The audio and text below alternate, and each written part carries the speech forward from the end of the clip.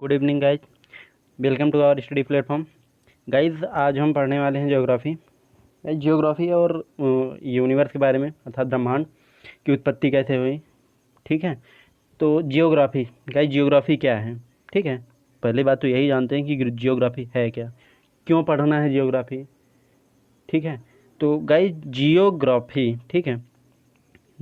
क्या है ये देखते हैं। तो जियो प्लस ग्राफी। ठीक है, जियोग्राफी दो वर्ड से मिलकर बना है, पहला तो जियो, दूसरा ग्राफी। ठीक है, जियो अर्थात पृथ्वी और ग्राफी अर्थात वर्णन, मतलब पृथ्वी का वर्णन। ठीक है, पृथ्वी का वर्णन ही क्या है, जियोग्राफी। अब पृथ्वी का वर्णन कैसे करेंगे तो वो भी देखते हैं। पृथ्वी का वर्णन कैसे करना है, तो पृथ्वी का वर्णन, तो वर्णन में क्या क्या आता है, पृथ्वी के लक्षण, पृथ्वी की घटनाओं एवं उसके आंतरिक सहसंबंधों के बारे में अध्ययन। ठीक है, उसके आंतरिक सहसंबंधों के बारे में अध्ययन ही क्या है, हमारा जियोग्राफी। क्या है, जियोग्राफी। ठीक है, अब गाइस पहली बात तो ये कि पृथ्वी के लक्षण, घटनाओं एवं उसके आंतरिक सहसंबंधों के बारे में अध्ययन ही क्या है, हमारा जियोग्राफी। ठीक है गाइस, दूसरी बात ये ध्यान रखिएगा कि इसे हम कह सकते हैं कि यह एक विज्ञान सम्मत विषय है। ठीक है, क्या, विज्ञान सम्मत विषय है। ठीक है, विज्ञान सम्मत विषय है। ठीक है, विज्ञान सम्मत विषय है। अब इसे विज्ञान क्यों कहा गया, सम्मत मतलब कि विज्ञान के समान, तो विज्ञान सम्मत, विज्ञान क्यों कहा गया गाइज एक लाइन में परिभाषा बता रहा हूँ, हमेशा याद रखना। अगर कोई भी पूछे कि विज्ञान क्या है तो सिर्फ सीधा सा आंसर दे दीजिएगा जो मैं अभी बता रहा। गाइज बता क्या रहा वो ध्यान दीजिएगा। विज्ञान क्या है, तो विज्ञान जो सबूतों द्वारा प्रमाणित हो। क्या, जो सबूतों द्वारा प्रमाणित हो वही क्या है, विज्ञान। जो सबूतों द्वारा प्रमाणित हो वही क्या है, विज्ञान। ठीक है, और गाइज यही कुछ देखने को हमें मिलता है ज्योग्राफी में, क्योंकि ज्योग्राफी में जो भी थियरीज हैं वो भी बिना प्रूफ के नहीं हैं। सभी थियरीज प्रूफों द्वारा प्रमाणित हों। ठीक है, प्रूफ द्वारा प्रमाणित है, इसलिए हम इसे विज्ञान सम्मत कह सकते हैं। ठीक है गाइस, धैर्य रखिएगा, आगे बहुत मज़ा आने वाला है, क्योंकि लॉन्गिट्यूड लैटिट्यूड जब हम पढ़ेंगे ना तो वहाँ कुछ मतलब क्या कहते हैं कि स्टोरी टाइप के पढ़ेंगे, आप बिल्कुल भूलेंगे नहीं, ये मेरी गारंटी है। ठीक है, तो थोड़ा सा धैर्य रखिएगा, आगे चलते हैं। तो पृथ्वी का वर्णन ही क्या है, हमारा जियोग्राफी। वर्णन क्या है, पृथ्वी के लक्षण, फिर से बता रहा, ध्यान रखिएगा, पृथ्वी के लक्षण, घटनाओं एवं उसके आंतरिक सहसंबंधों के बारे में अध्ययन, ये क्या है, हमारा जियोग्राफी। ठीक है, आगे चलते हैं। गाइस जियोग्राफी को कितने पार्ट में बांटा गया है, तो मैंने यहाँ 2 लिख रखा है, लेकिन बेसिकली अगर देखा जाए तो जियोग्राफी 3 सब्जेक्ट मतलब 3 पार्ट में बांटा जाता है। पहला फिजिकल, क्या, फिजिकल, दूसरा ये लिख रखा है, तीसरा भारतीय भूगोल। ठीक है गाइज, विश्व भूगोल के बारे में हम फिजिकल को भी पढ़ लेते हैं। क्या, फिजिकल। ठीक है, फिजिकल को भी पढ़ लेते हैं। ठीक है, तो आज हम स्टार्ट करने वाले हैं विश्व भूगोल, और विश्व भूगोल में क्या पढ़ने वाले हैं, फिजिकल। ठीक है, क्या पढ़ने वाले हैं, फिजिकल। तो फिजिकल में क्या पढ़ने वाले हैं वो देखते हैं। सबसे पहले एस्ट्रोनॉमी अर्थात ब्रह्मांड, एस्ट्रोनॉमी के बारे में अर्थात ब्रह्मांड, विश्व भूगोल में पढ़ने वाले हैं। ब्रह्मांड से स्टार्ट करेंगे, ऐसे ही पढ़ते हुए जाएंगे। ब्रह्मांड, सौरमंडल, पृथ्वी की गतियाँ, अक्षांश देशांतर, पृथ्वी की आंतरिक संरचना अर्थात internal structure of earth, plate tectonic, plate विवर्तन के सिद्धांत, एंडोजेनेटिक फोर्स, एक्सोजेनेटिक फोर्स। ठीक है, ऐसे ऐसे करके ओशियन, सभी जो मतलब टॉपिक्स देखेंगे। और आज का जो टॉपिक है वो क्या है, आज का जो टॉपिक है वो है हमारा यूनिवर्स। क्या, ब्रह्मांड। ठीक है, यूनिवर्स, ब्रह्मांड, क्या, ब्रह्मांड। गाइस ब्रह्मांड की उत्पत्ति कैसे हुई। ठीक है, इस सिद्धांत के बारे में जो है वो बहुत सारे सिद्धांत प्रतिपादित किए गए हैं। जैसे कि सबसे पहला सिद्धांत जो लिख रखा है मैंने वो है लाप्लास का निहारिका परिकल्पना। क्या? लाप्लास का निहारिका परिकल्पना, ठीक है। दूसरा क्या है? आटो स्मिड की धूल परिकल्पना। तीसरा क्या है? महाविस्फोट सिद्धांत। क्या? महाविस्फोट सिद्धांत, ठीक है। गाइज ये ध्यान रखिएगा कि ये सबसे ये मोस्ट इम्पॉर्टेंट है, ठीक है, ये मोस्ट इम्पॉर्टेंट है। और कुछ और थियरीज हैं जैसे कि साम्यावस्था का सिद्धांत, दोलन सिद्धांत, ठीक है। ऐसे ऐसे करके 4-5 मतलब कई हैं, लेकिन हमने सिर्फ 3 लिख रखे हैं। और जिसमें से सबसे मोस्ट इम्पॉर्टेंट क्या है वो देखने वाले हैं। और सबसे मोस्ट इम्पॉर्टेंट क्या है? हमारा बिग बैंग थियरी, ठीक है, big bang theory. Guys big bang theory के अकॉर्डिंग क्या हुआ था वो हम देखने वाले हैं। तो बिग बैंग थियरी सबसे पहले प्रतिपादित किसने किया था वो देख सकते हैं। तो गाइस सबसे पहले प्रतिपादित किए थे किसने? George layman there. किसने? जॉर्ज लेमेन थेयर ने प्रतिपादित किया था। अब ये जॉर्ज लेमेन थेयर कौन थे ये देखते हैं। तो जॉर्ज लेमेन थेयर बेल्जियम के निवासी थे। कहाँ के निवासी थे? बेल्जियम के निवासी थे। और ये पादरी थे। क्या थे? पादरी। ध्यान रखिएगा, ये सब ध्यान रखने वाली बात नहीं है, सिर्फ बता रहा। कौन थे? पादरी थे, ठीक है। ये निवासी कहाँ के थे? बेल्जियम के निवासी थे, ठीक है। अब गाइस हुआ क्या? ये इन्होंने मतलब जब मतलब कि अपना खोज स्टार्ट की तो हुआ क्या? इन्होंने मतलब कि जो सिद्धांत दिया उसमें कहा गया कि 13.8 अरब वर्ष पहले। कब? 13.8 अरब वर्ष पहले संपूर्ण ब्रह्मांड, ये संपूर्ण ब्रह्मांड, ये जो हमारा मतलब कि प्लूटो या फिर जो भी हमारे प्लैनेट्स हैं, उपग्रह हैं, जो भी हैं, वो सभी मिलकर एक सघन पिंड के रूप में, अर्थात मतलब हम सभी को मिला के कह सकते हैं कि संपूर्ण ब्रह्मांड हमारा जो था वो एक सघन पिंड के रूप में, मतलब कि सघन पिंड के मतलब कि जैसे कि एक परमाणु, एकाकी परमाणु, मतलब कि एक परमाणु की तरह था, एक परमाणु के आकार का था, मतलब कि जिसका सघन पिंड के रूप में था, ठीक है।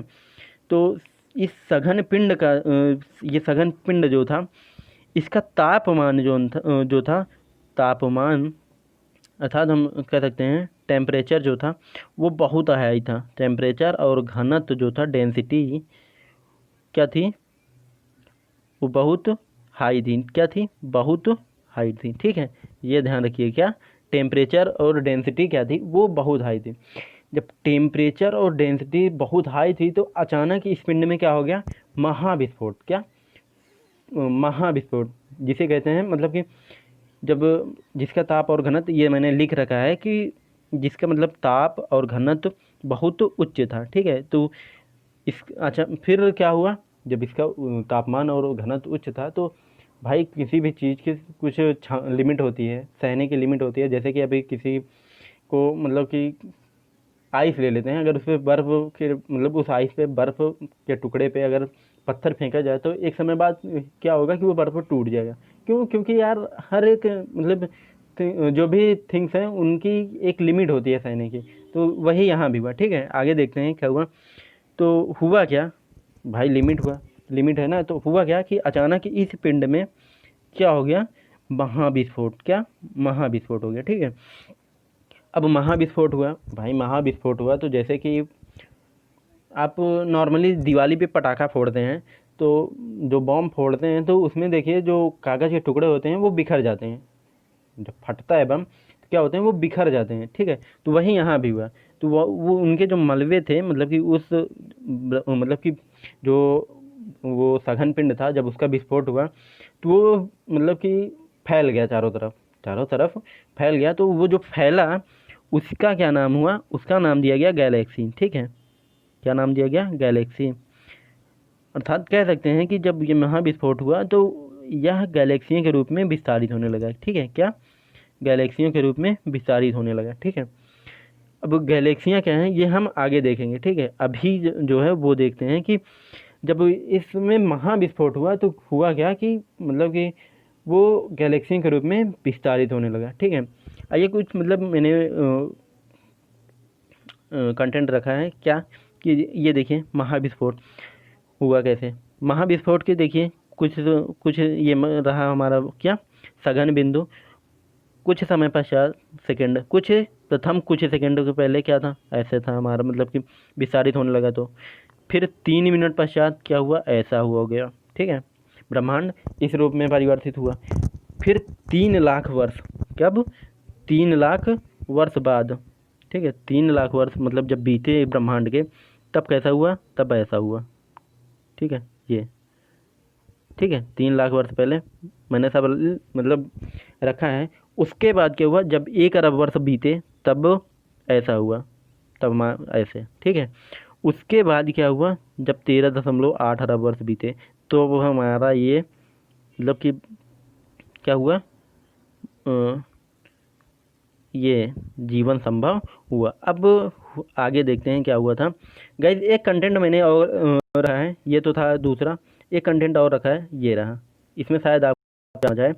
तो हुआ क्या कि ये रहा हमारा बिंदु जिसका विस्फोट हुआ, और विस्फोट हुआ तो ये ऐसे हुआ। ठीक है, ये रहा विस्फोट। विस्फोट होने के बाद ये विस्तारित होने लगा ऐसे। ठीक है, ऐसे विस्तारित होने लगा। विस्तारित होने के बाद ये जो विस्तारित होने लगा तो ये गैलेक्सियों के रूप में इसका विस्तार हुआ। किसके रूप में, गैलेक्सियों के रूप में। ठीक है, किसके, गैलेक्सियों के रूप में। ठीक है, गैलेक्सियों के रूप में। गाइस गैलेक्सियाँ क्या हैं वो आगे देखते हैं। ठीक है, फिर से कह रहा हूँ कि गैलेक्सियाँ क्या हैं वो अब देखने वाले हैं। गाइस देखिए, ठीक है, अब देखिए ब्रह्मांड। ब्रह्मांड क्या है, तो यहाँ मैंने लिख रखा है कि ब्रह्मांड क्या है, ब्रह्मांड अरबों गैलेक्सियों का समूह है। अर्थात हम कह सकते हैं कि ब्रह्मांड में अरबों गैलेक्सियाँ हैं, एक गैलेक्सी नहीं है, मतलब कि अरबों गैलेक्सियाँ हैं। तो आप इमेजिन कर सकते हो कि हमारा मतलब कि जिसे मतलब डायरेक्टली अगर बोले तो इन्फिनिटिव। ठीक है, तो अब देखते हैं ब्रह्मांड क्या है, तो अरबों गैलेक्सियों का समूह है। और गैलेक्सी क्या है, अब वो यहाँ है। गैलेक्सी क्या है, तो गैलेक्सी क्या है, गैलेक्सी अरबों तारों का समूह है, जिसमें से सूर्य भी हमारा एक तारा है। क्या, अरबों तारों का समूह है। ठीक है, अब जिस इन अरबों तारों में सूर्य भी हमारा एक तारा है। जैसे कि अरबों तारे हैं, साइरस या डार्क स्टार जो भी हैं, उसमें से एक तारा मतलब कि अरबों तारों में से एक तारा हमारा क्या है, सूर्य भी एक तारा है। ठीक है, याद रखिएगा। आगे चलते हैं। ठीक है, तो आगे चलते हैं तो एक आ रहा है कि ये ब्रह्मांड जो है इसका विस्तार लगातार आज भी जारी है। ठीक है, देखते हैं इसका विस्तार क्या जो है, मतलब इसका जो विस्तार है वो आज भी जारी है। क्या, इसका विस्तार जो है ये ऐसे विस्तारित ये हो रहा है। ठीक है, ये ध्यान रखिएगा, ये आज भी विस्तार इसका हो रहा है। ठीक है, आगे चलते हैं, देखते हैं क्या है। तो ये रहा हमारा गैलेक्सी। कौन सी गैलेक्सी है, ये रही हमारी गैलेक्सी। ठीक है, ये रहा हमारा गैलेक्सी का केंद्र। ठीक है, और ये रहा उसकी भुजाएं, ये गैलेक्सियों की भुजाएं हैं। ठीक है, ये जो केंद्र है इसे क्या कहते हैं, बल्ज। क्या, बल्ज। ठीक है, इसे क्या कहते हैं, बल्ज। ठीक है, ये मैंने लिख रखा है, ये क्या है, गैलेक्सियाँ क्या होती हैं, तारों का समूह। अब ये जो है, ये जो बीच में जो सबसे चमकीला वाला पार्ट है, ये क्या है, ये सबसे चमकीला वाला जो पार्ट है इसे क्या कहते हैं, इसे बल्ज कहते हैं। अभी बताया ना, क्या कहते हैं इसे, बल्ज। ये लिख रखा है मैंने। ठीक है, ये इसे क्या कहते हैं, बल्ज, ये गैलेक्सी। ठीक है, अब आगे देखते हैं। तो गाइस कभी आपने मतलब देखा होगा जब आसमान बिल्कुल साफ़ हो, बिल्कुल साफ़ एकदम आसमान में तारे निकले हों, तो आप देखेंगे तो एक दूधिया कलर की पट्टी, मतलब चद्दर जो होता है उसकी पट्टी के मतलब उसी के मतलब तरह दक्षिण से उत्तर की तरफ, मतलब साउथ टू नॉर्थ के साइड एक पट्टी फैली हुई है। क्या, एक पट्टी फैली हुई है जिसे क्या कहा जाता है, मिल्की वे। क्या, जिसे क्या कहा जाता है, मिल्की वे। और मिल्की वे क्या है, मिल्की वे जो है वो मतलब कि वो एक हमारी आकाशगंगा जो है, हमारी गैलेक्सी आकाशगंगा जो है उसका एक पार्ट है। ठीक है, और उसी पार्ट में क्या है, उसी पार्ट में हमारा मतलब क्या स्थित है, सूर्य। ठीक है, हमारा मतलब कि सौरमंडल जो है इसी मतलब कि मिल्की वे में मतलब कि आकाशगंगा में ही स्थित है। ठीक है, मैंने ये लिख रखा है कि हमारा सूर्य 8 ग्रहों के साथ जिस गैलेक्सी में स्थित है उसे आकाशगंगा कहते हैं। ठीक है, क्या लिखा है कि हमारा सूर्य अपने 8 ग्रहों के साथ जिस गैलेक्सी में स्थित है उसे आकाशगंगा कहते हैं। गाइस यहाँ मैंने मोटा मोटा सिर्फ 8 ग्रहों को काउंट किया है, लेकिन 8 ग्रहों के अलावा भी कुछ पार्ट्स हैं जो हैं, जैसे कि एस्टेरॉयड्स, क्षुद्र ग्रह या फिर उपग्रह, सभी इसमें आते हैं। तो मैंने मोटा मोटा मतलब कि डाटा रखा है कि 8 ग्रह जो हैं अपने मतलब कि सूर्य अपने 8 ग्रहों के साथ जिस गैलेक्सी में स्थित है उसे क्या कहते हैं, उसे आकाशगंगा कहते हैं। ठीक है, मंदाकिनी। ठीक है, ये मंदाकिनी यही क्या है, हमारा मिल्की वे। अभी बताया ना कि दक्षिण से उत्तर की तरफ आसमान में एक चद्दर की पट्टी के समान, दूधिया पट्टी के समान फैला हुआ है, जिसे क्या कहते हैं, मिल्की वे। और वही मिल्की वे क्या है हमारा, ये मंदाकिनी। मंदाकिनी ठीक है, ये क्या है, मिल्की वे। क्या, मिल्की वे। ठीक है, आगे चलते हैं कि ये यही मंदाकिनी क्या है हमारा, मिल्की वे। ठीक है, सर्पिलाकार दूधिया पट्टी, ये गाइस आप देख सकते हैं ये फैला है। ठीक है, आप देख सकते हैं ये मिल्की वे फैला है। गाइस एक बात और ध्यान रखिएगा, ये जो मंदाकिनी के पास की जो हमारी आकाशगंगा है, मतलब कि हर एक आकाशगंगा के पास मतलब कुछ ना कुछ है, जैसे कि अरबों तारों मतलब ब्रह्मांड जो है वो अरबों गैलेक्सियों का एक समूह है। तो हमारी आकाशगंगा के पास जो गैलेक्सी है उसे क्या कहते हैं, उसे एंड्रोमेडा या देवयानी कहते हैं। क्या कहते हैं, एंड्रोमेडा या देवयानी। ठीक है, एंड्रोमेडा या देवयानी। ठीक है, एंड्रोमेडा या देवयानी। तो गाइस जो मतलब कि हमारी आकाशगंगा के सबसे करीब का जो मतलब कि आकाशगंगा है, हमारी आकाशगंगा मतलब मिल्की वे के पास की जो आकाशगंगा है उसे क्या कहते हैं, एंड्रोमेडा। एंड्रोमेडा का दूसरा नाम ही देवयानी है। ठीक है, कंफ्यूज मत होइएगा, देवयानी ही एंड्रोमेडा है और एंड्रोमेडा ही देवयानी है। ठीक है, तो आगे चलते हैं। तो गाइज जो सबसे चमकीले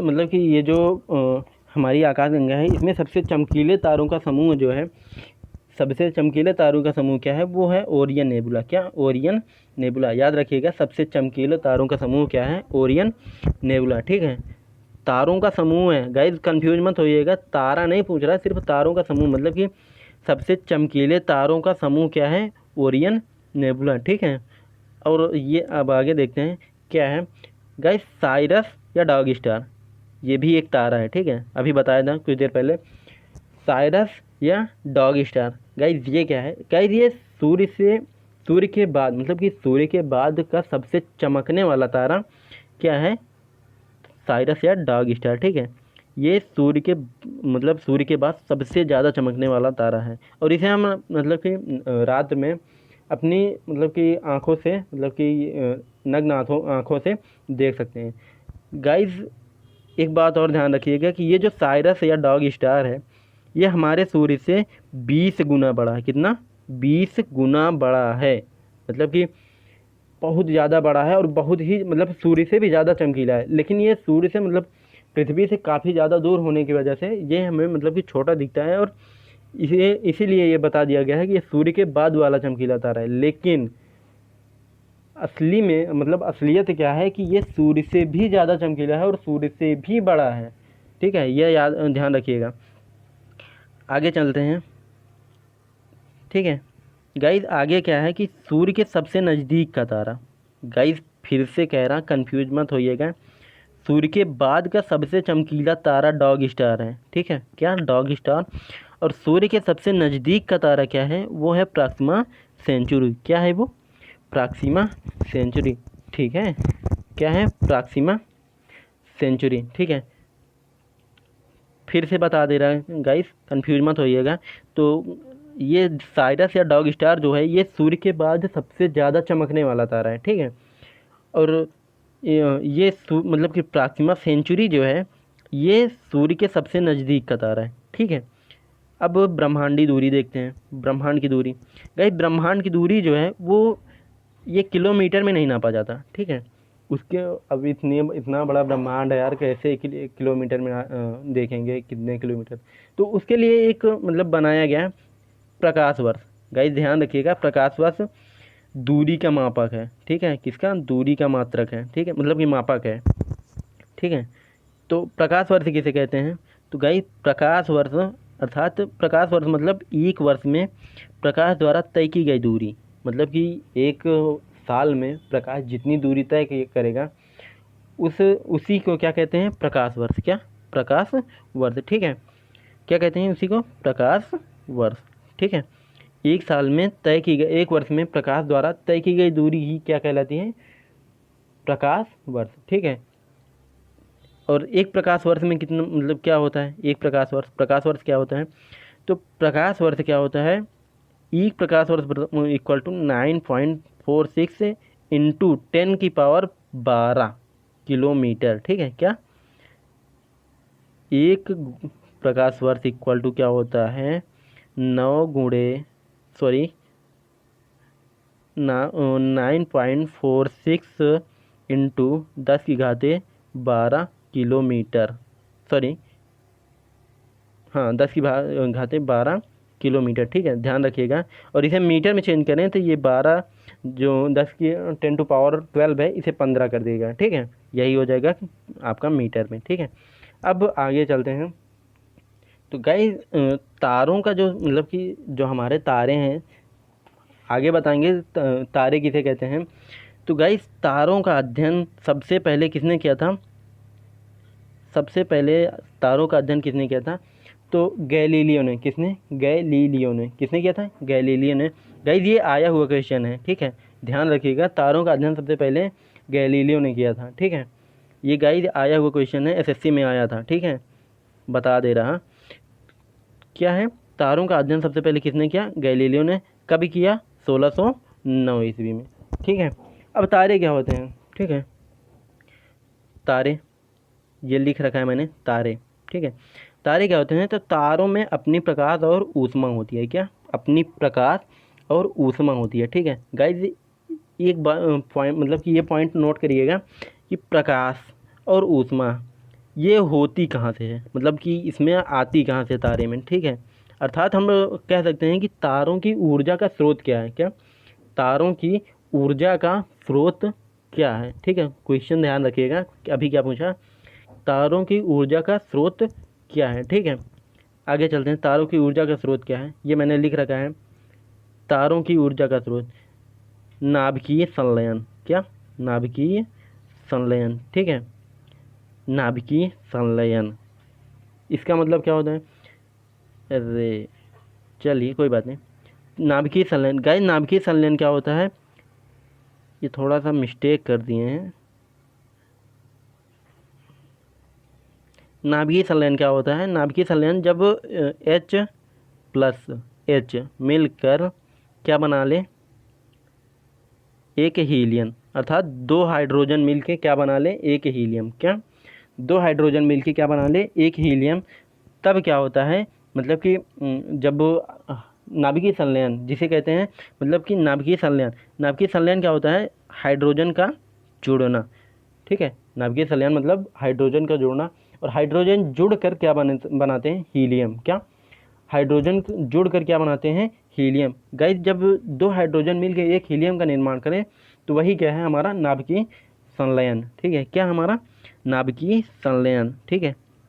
ये थोड़ा सा गाइस गलत हो गया, इसे ध्यान मतलब कि सही कर लीजिएगा, ये नहीं है, ठीक है।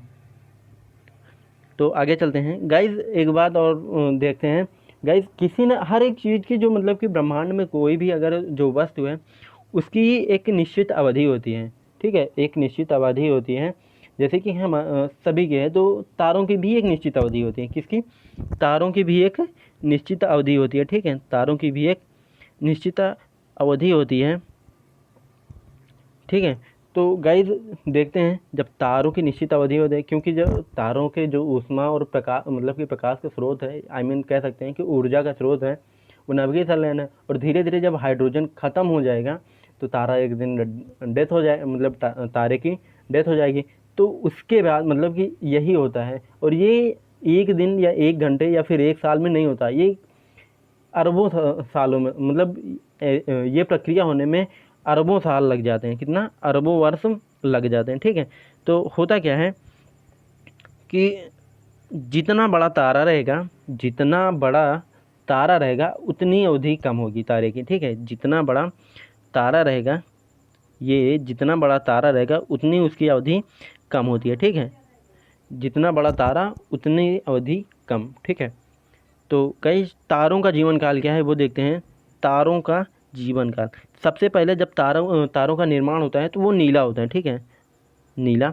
उसके बाद जब कुछ हाइड्रोजन ख़त्म हो जाएंगे तो वो सफ़ेद हो जाता है, ठीक है, क्या, हल्का सा सफ़ेद। फिर जब और ख़त्म हो जाता है तो हल्का सा पीला, और जब मतलब कि ख़त्म हो जाता है तो वो लाल तारा बन जाता है, क्या, लाल तारा, ठीक है। इस लाल तारे को क्या कहते हैं, रेड जायंट। ये मैंने मतलब दिखा के, मतलब एरो बना के दिखाए हैं कि इस लाल तारे को क्या कहते हैं। गाइज आपने जब, जैसे कि आपने देखा होगा कि नीला तारा, नीला तारे में जो मतलब कि ऊर्जा होती है वो बहुत ज़्यादा होती है। जैसे कि गैस, एलपीजी गैस होती है, तो जब एलपीजी गैस मतलब कि फुल होती है तो जब उसे बर्नर ऑन करते हैं तो उसमें नीली लौ निकलती है। नीली लौ जो होती है वो खाना जल्दी पकाती है, ठीक है। उसी तरह यहाँ भी है। और एक एग्जांपल और ले लेते हैं, जैसे कि गांव में लालटेन होती है। लालटेन अगर ज़्यादा तेज़ कर दो तो वो मतलब कि अगर उसमें ऊर्जा के ज़्यादा होती है तो उसकी जो लौ होती है उसमें नीला होता है। तो आप जब कभी उंगली मतलब कि करिएगा मत, सिर्फ बता रहे हैं कि जब उंगली आप नीले वाले लौ की तरफ करेंगे तो वहाँ आपकी जल्दी जल जाएगी अदर की अपेक्षा। और जब लौ धीरे धीरे ऊपर निकलती है तो ऊपर वाली जो लौ होती है वो लाल हो जाती है, ठीक है।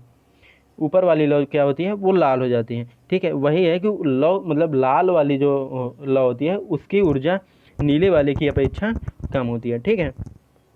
आगे देखिएगा, ये रेड जायंट, ठीक है। रेड जायंट क्या होता है, रेड जायंट जो होता है वो उसकी मतलब कि रेड जायंट की जो बाहरी सतह होती है वो निरंतर फैलता रहता है, ठीक है, निरंतर फैलता रहता है, ठीक है। रेड जायंट मतलब लाल तारा जो होता है उसकी सतह निरंतर फैलती रहती है, ठीक है। फैलते फैलते गाइस एक टाइम ऐसा आ जाता है कि उसमें भी सुपरनोवा विस्फोट हो जाता है, क्या, सुपरनोवा मतलब जब वो विस्फोट हो जाता है तो उस विस्फोट को क्या कहते हैं, सुपरनोवा विस्फोट, ठीक है। क्या कहते हैं हम, जब कुछ समय बाद इसमें विस्फोट हो जाता है, ठीक है, क्या कहते हैं जिसे, जिसे सुपरनोवा विस्फोट कहा जाता है, क्या, सुपरनोवा विस्फोट, ठीक है। अब ये सुपरनोवा विस्फोट भाई अगर विस्फोट हुआ है तो उसके कुछ मलबे निकलेंगे। जैसे कि अभी मैंने एक पटाखे का एग्जांपल दिया था कि जब फटता है तो उसके मलबे जो हैं वो कागज़ के रूप में निकलते हैं। वही यहाँ भी है कि जब विस्फोट होता है तो उसके भाई उसके भी कुछ मलबे निकलेंगे। तो गाइस याद ध्यान रखिएगा कि जब सुपरनोवा विस्फोट के बाद तारों के जो बचे मलबे होते हैं उनका द्रव्यमान, ठीक है, उनका द्रव्यमान सौर्यिक द्रव्यमान के मतलब कि सौर्यिक द्रव्यमान जो होता है उसका उसके मतलब सौर्यिक द्रव्यमान के अगर 1.44 गुना से कम होगा, मतलब कि सौर्यिक द्रव्यमान, जो सौर्यिक द्रव्यमान होता है उसका द्रव्यमान जो होता है मतलब कि एक सौर्यिक द्रव्यमान कितना होता है, 1.44, ठीक है, इतना होता है, ठीक है, 1.4, ठीक है। तो जो सौर्यिक द्रव्यमान होता है अगर उससे सौर्यिक द्रव्यमान से कम होगा, ठीक है, अगर ये जो रेड जायंट है हमारा लाल तारा, ठीक है, रेड जायंट जो है अगर इसका द्रव्यमान जो है वो हमारे सौरिक द्रव्यमान से के 1 मतलब सौरिक डायरेक्टली देखा जाए तो एक मतलब सौरिक द्रव्यमान के से कम होगा तो ये हमारा जो रेड जायंट है ये वाइट ड्वार्फ में बदल जाएगा, ठीक है, किसमें, वाइट ड्वार्फ में, ठीक है, अर्थात श्वेत वामन में बदल जाएगा। और श्वेत वामन धीरे धीरे मतलब किसमें, ब्लैक ड्वार्फ में, किसमें, ब्लैक ड्वार्फ में, ठीक है, याद रखिएगा। कम होगा तो वो श्वेत वामन में बदल जाएगा, ठीक है, और श्वेत वामन में बदल जाएगा और श्वेत वामन धीरे धीरे मतलब कि किस में बदल जाएगा, ब्लैक ड्वार्फ में, अर्थात काले वामन में, मतलब काला वामन बन जाता है, ठीक है। और अगर यही सौरिक द्रव्यमान के 1.44 गुने से मतलब सौरिक द्रव्यमान के ज़्यादा हो तो क्या होगा, तो गाइस अगर यही मतलब कि जो उसके मलबे होते हैं सुपरनोवा विस्फोट के बाद जो मलबे बचते हैं अगर उन मलबों का जो मतलब कि मलबों का द्रव्यमान होता है वो सौरिक द्रव्यमान से ज़्यादा होता है तो वो क्या बन जाता है, वो न्यूट्रॉन तारा बन जाता है, क्या, न्यूट्रॉन तारा। अब न्यूट्रॉन तारा क्या है, अभी बताया ना, सौरिक द्रव्यमान जो मतलब कि सुपरनोवा विस्फोट होता है उसका मलबा जो होता है वो सौरिक द्रव्यमान से ज़्यादा होगा तो वो कहाँ बदल जाएगा, न्यूट्रॉन तारा में। अब न्यूट्रॉन तारा में बदलने के बाद होता क्या है, न्यूट्रॉन तारा, इस न्यूट्रॉन तारों को क्या कहते हैं, न्यूट्रॉन तारा, इसे पल्सर भी कहा जाता है, सुना होगा नाम आपने, क्या, पल्सर, ठीक है। अब ये न्यूट्रॉन तारा जो है ये निरंतर सिकुड़ता रहता है। क्या, यहाँ गलत लिख दिए हैं यार। ठीक है, ये निरंतर क्या होता है, ये सिकुड़ता रहता है। ठीक है, ये निरंतर सिकुड़ता रहता है। ठीक है, ये निरंतर सिकुड़ता रहता है। क्या, यहाँ सिकुड़ता है। ठीक है, ये निरंतर सिकुड़ता रहता है। और सिकुड़ते सिकुड़ते क्या होता है, मतलब कि ये फैलता नहीं है। यहाँ गाइस ध्यान रखिएगा, मिस्टेक हो गई है। तो ये फैलता नहीं है, यहाँ सिकुड़ता है। यह निरंतर सिकुड़ता रहता है। ठीक है, तो भाई सिकुड़ेगा तो जाहिर सी बात है, वो सिकुड़ेगा तो एक जगह पे मतलब कि सिकुड़ेगा, जाहिर सी बात है। तो जब सिकुड़ते सिकुड़ते क्या होगा कि इसका जो द्रव्यमान है, द्रव्यमान और घनत्व जो है, द्रव्यमान और घनत्व क्या है, एक बिंदु पर जाकर कहीं पे मतलब कि एक बिंदु पर केंद्रित हो जाता है। ये सिकुड़ते सिकुड़ते एक टाइम ऐसा आएगा कि इतना ज़्यादा सिकुड़ जाता है कि इसका जो द्रव्यमान और घनत्व होता है वो एक मतलब बिंदु पर केंद्रित हो जाता है। कहाँ, एक बिंदु पर केंद्रित हो जाता है, जिसका गुरुत्वाकर्षण बल बहुत ज़्यादा उच्च होता है। क्या, जिसका गुरुत्वाकर्षण बल बहुत ज़्यादा होता है। ठीक है, गुरुत्वाकर्षण बल बहुत ज़्यादा होता है। तो होता क्या है, गुरुत्वाकर्षण बल इतना ज़्यादा होता है कि ये अपने अंदर से प्रकाश को भी बाहर नहीं जाने देता। ये प्रकाश को भी गुरुत्वाकर्षण के थ्रू अपने अंदर खींच लेता है। ठीक है, तो यही मतलब कि होता है कि गाइस आप मूवी में देखे होंगे जो स्पेस में मतलब जहाज मतलब जो एरोप्लेन जाती हैं, वो गाइस हॉलीवुड मूवी में ऐसा ये सब कुछ ज़्यादा दिखाते हैं। वो मूवी की बात है, छोड़ो उसे। यहाँ जो हो रहा है वो देखते हैं। तो गाइस ये जो ब्लैक मतलब कि इतना ज़्यादा मतलब उसमें से अपने मतलब कि प्रकाश भी नहीं गुजर सकता। तो जब वो इस स्थिति में आ जाता है तो उसे क्या कहते हैं, वो ब्लैक होल बन जाता है। क्या, ब्लैक होल कैसे बनता है, न्यूट्रॉन तारा न्यूट्रॉन तारा कैसे बनता है। न्यूट्रॉन तारा जब सौरिक द्रव्यमान मतलब कि जो सुपरनोवा विस्फोट के बाद जो मलबा बचता है उसका सौरिक द्रव्यमान से ज़्यादा होता है, तब न्यूट्रॉन तारा क्या होता है, वो निरंतर सिकुड़ता रहता है। और सिकुड़ते सिकुड़ते एक टाइम ऐसा आता है कि वो एक केंद्र पर सिकुड़ जाता है। मतलब एक केंद्र पर एक मतलब सिकुड़ते सिकुड़ते एक केंद्र पर केंद्रित हो जाता है, जिसका द्रव्यमान और घनत्व बहुत ज़्यादा हो जाता है। ठीक है, मतलब कि घनत्व और द्रव्यमान एक बिंदु पर केंद्रित हो गया और उसका गुरुत्वाकर्षण जो हो गया वो बहुत ज़्यादा हो जाता है, जिसकी वजह से वो अपने अंदर से मतलब किसी भी चीज़ को बाहर मतलब कि गुजरने नहीं देता, यहाँ तक कि प्रकाश को भी गुजरने नहीं देता। ठीक है, तो वो जब प्रकाश को भी नहीं गुजरने देता तो गाइस आप जानते हैं कि वो ब्लैक हो जाएगा। क्यों, क्योंकि अगर कोई भी कलर जब नहीं निकलेगा तो वो ब्लैक हो जाएगा। आप अंधेरे में देखिए, कोई कलर दिखेगा नहीं। क्यों, क्योंकि वहाँ ब्लैक है।